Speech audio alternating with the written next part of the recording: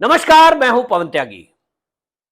जैसा कि आप जानते हैं, देश की अपनी नई संसद बन गई है। और जब मैं अपनी कह रहा हूं तो इसीलिए कि जो आज आप संसद बनी हुई देखते हैं, जिसमें देश की आजादी के बाद से अब तक संसद के सत्र चलते रहे हैं, वो अंग्रेजों के द्वारा बनाई गई थी। कुछ वास्तुशास्त्र कहते हैं कि उसके अंदर, वास्तुशास्त्रकार कहते हैं कि उसके अंदर दोष है।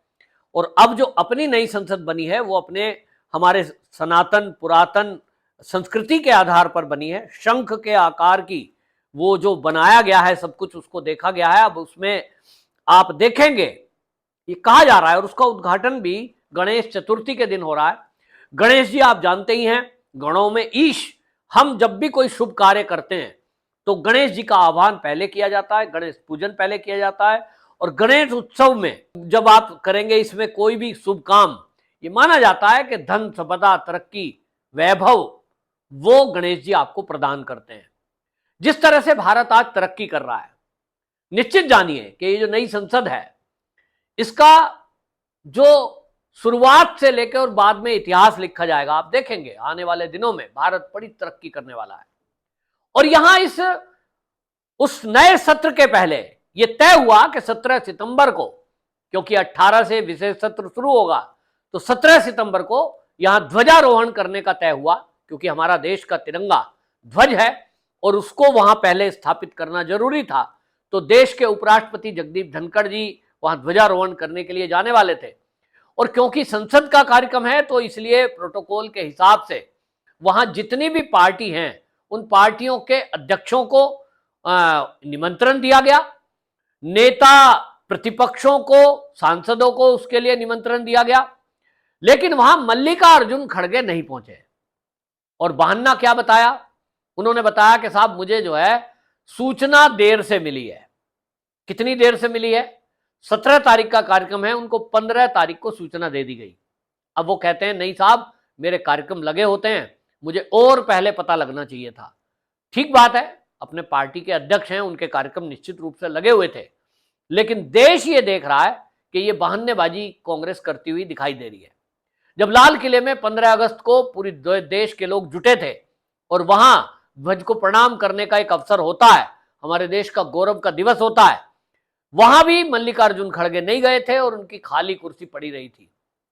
बाद में जो उन्होंने कारण बताया आपको पता ही है। उन्होंने कहा मैं इसलिए नहीं आया क्योंकि मुझे अपने जो कांग्रेस का कार्यालय है, मुख्यालय, उस पर ध्वजारोहण करना था। माने आप पार्टी के एक अध्यक्ष हैं, वो ठीक है, आपके पार्टी के कार्यक्रम है, तो क्या आप एक सांसद हैं और नेता प्रतिपक्ष हैं, वो जिम्मेदारी आप नहीं निभाओगे? वो जिम्मेदारी आपके ऊपर नहीं है? फिर आप बहाना करोगे, जब आपको नहीं बुलाया जाएगा तो आप बहाना करोगे। जैसे कि राष्ट्रपति जी के भोज में जब G20 सम्मेलन हो रहा था, मल्लिकार्जुन खड़गे को नहीं बुलाया गया। क्यों नहीं बुलाया गया?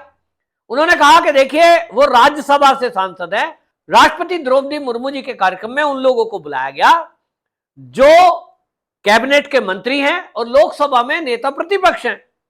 राज्यसभा के नेता प्रतिपक्ष को नहीं बुलाया गया। अब उस पर लेकर वो नाराजगी जता रहे थे। लेकिन आप देखिए कि लाल किले की प्राचीर पे सब लोग बैठे हैं और नेता विपक्ष राज्यसभा के मल्लिकार्जुन खड़गे की कुर्सी खाली है। सारा मीडिया दिखा रहा था, उससे क्या इंपैक्ट पड़ा? अभी तिरंगे का कार्यक्रम है, वो नहीं पहुंच रहे हैं। आपको पार्टी का काम करना है तो पार्टी का काम करिए ना, फिर ये नेता प्रतिपक्ष वाली जो कुर्सी है किसी और को दे दो। लेकिन नहीं, आप नेता प्रतिपक्ष भी रहेंगे, आप कुर्सी भी रखेंगे। अब आप देखिए भारतीय जनता पार्टी है, वहां जेपी नड्डा पार्टी के अध्यक्ष हैं, तो वो नेता प्रतिपक्ष नहीं है।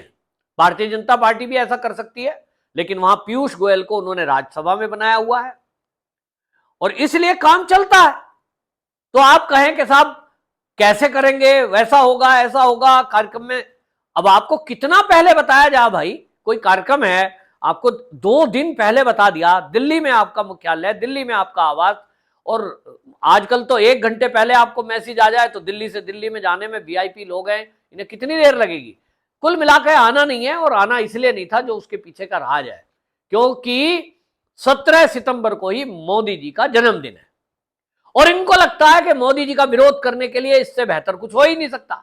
हम तो नहीं जाएंगे साहब। भाई वो जन्मदिन का कार्यक्रम थोड़ा ही था, वो कार्यक्रम संसद से जुड़ा है और तिरंगा लहराने से जुड़ा है। तिरंगा फहराया जाना था, उपराष्ट्रपति जी को आना है। उपराष्ट्रपति जी को इसलिए बुलाया गया, राज्यसभा के वो स्पीकर भी हैं और इसलिए आपको आना जरूरी था, या बुलाया गया। हालांकि अधीर रंजन चौधरी वहां गए, पत्रकारों ने उनसे सवाल भी पूछा, भाई अधीर रंजन जी आप तो आए हैं लेकिन मल्लिकार्जुन खड़गे जी नहीं आए हैं। तो उन्होंने कहा देखिए मैं तो आ गया हूं, उनके बारे में मैं कुछ कह नहीं सकता हूं। तो कहीं ना कहीं मीडिया में और पूरे देश में एक मैसेज जा रहा है कि कांग्रेस की एक सोच हो गई है, और वो बहुत घटिया सोच इस तरह की हो रही है कि उनको मोदी का विरोध करना है तो मोदी के कार्यक्रम का भी विरोध करो। अब मोदी के कब कब कार्यक्रम का विरोध करोगे? क्या आप नई संसद में विशेष सत्र में नहीं जाओगे? पहले ही घोषणा कर रहे हो हम तो इसका विरोध करेंगे। अरे भाई विरोध करो, अंदर जाके करो ना। अब विशेष सत्र शुरू होगा, आप देखना बयानबाजी शुरू होगी। जैसे ही गणेश पूजा शुरू होगी वहां मंत्रोच्चारण होगा, उसके बाद ये कुछ ना कुछ बात निकाल के लाएंगे। जैसे पहले संगोल को लेकर के विवाद खड़ा कर दिया। मतलब तय कर रखा है कांग्रेस ने कि जो भी मोदी जी करेंगे, वो कुछ भी हो, बस उनको विरोध करना है। और अगर मोदी जी भारतीय सनातन संस्कृति की कोई बात करेंगे तब तो समझ लिए उनका एजेंडा ही है। अब तो खुल के आ गया कि इनका तो एजेंडा ही है सनातन की समाप्ति। तो इनको लगता है सनातन की समाप्ति हमारा एजेंडा है इंडिया अलायंस का, और ये मोदी जी सनातन को ही आगे बढ़ा रहे हैं। G20 सम्मेलन करा, नालंदा विश्वविद्यालय दिखा रहे हैं, सूर्य का वो जो कोणार्क का सूर्य मंदिर है उसका चक्र दिखा रहे हैं। तो ये तो संस्कृति को बढ़ावा दे रहे हैं, हिंदुत्व को बढ़ावा दे रहे हैं। इनको लगता है हम जो अभियान चला रहे हैं वो अभियान को ये ध्वस्त मोदी जी कर रहे हैं और इसलिए प्रहार करने में लगे हुए हैं।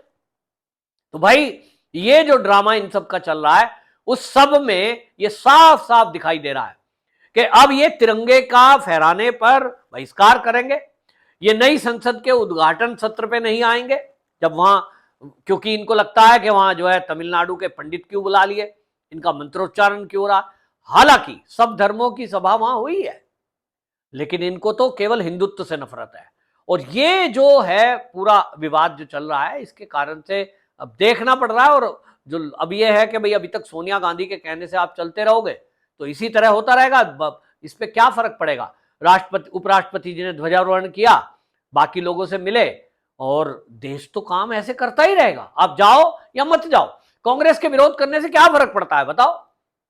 देश में आप लगभग 65 साल आपने शासन किया है। 2014 में मोदी जी आए हैं, लेकिन उस 65 साल में आपने देश को कहां पहुंचाया।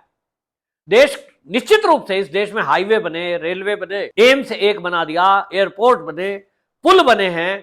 कांग्रेस के टाइम में काम बहुत हुआ है, मानता हूं। 2014 के पहले ऐसा नहीं है कि भारत पूरा जंगल था, वो काम सब कांग्रेस की सरकारों ने किए हैं। लेकिन हिंदुत्व का क्या किया, सनातन संस्कृति के लिए क्या किया, हिंदुओं के लिए क्या किया, हिंदी के लिए क्या किया, ये बताया कांग्रेस।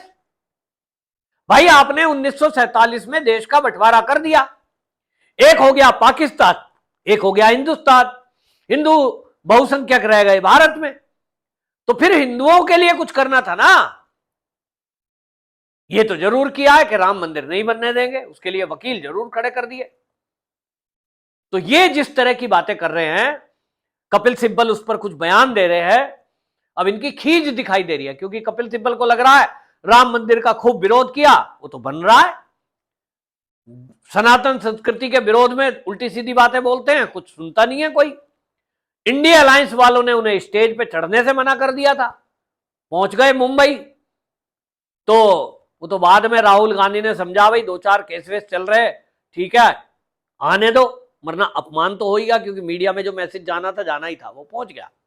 तो कांग्रेस की हाल जो है वो आज की डेट में जिस तरह का हाल चाल चल रहा है, देश की जनता इससे गुस्से में है। और देश की जनता ने जो ये सब देखा है, मैं आपको बता रहा हूं, पहले भी बोल चुका हूं, कांग्रेस 25 सीटों पर सिमट कर रह जाएगी। और उसके पीछे हिंदुत्व का विरोध, सनातन का विरोध, हिंदी का विरोध, ये जो चल रहा है, ये साफ साफ दिखाई दे रहा है। पहले लोगों को समझ में चीजें नहीं आती थी, आज लोगों को समझ में आ रही हैं। लोग जान चुके हैं कि कांग्रेस जो आज बोल रही है, ये इंडिया अलायंस के लोग बोल रहे हैं, डीएमके वगैरह वाले, ये तो पिछले 75 साल से कांग्रेस का एजेंडा यही चल रहा है, सनातन का विरोध, हिंदुत्व का विरोध, हिंदू का विरोध। तो खैर कुल मिलाकर के ये पार्टी में ध्वजारोहण में नहीं गए हैं। अब देखना होगा कि विशेष सत्र की शुरुआत हो रही है, वहां ये कांग्रेसी क्या करते हैं। वंदे मातरम।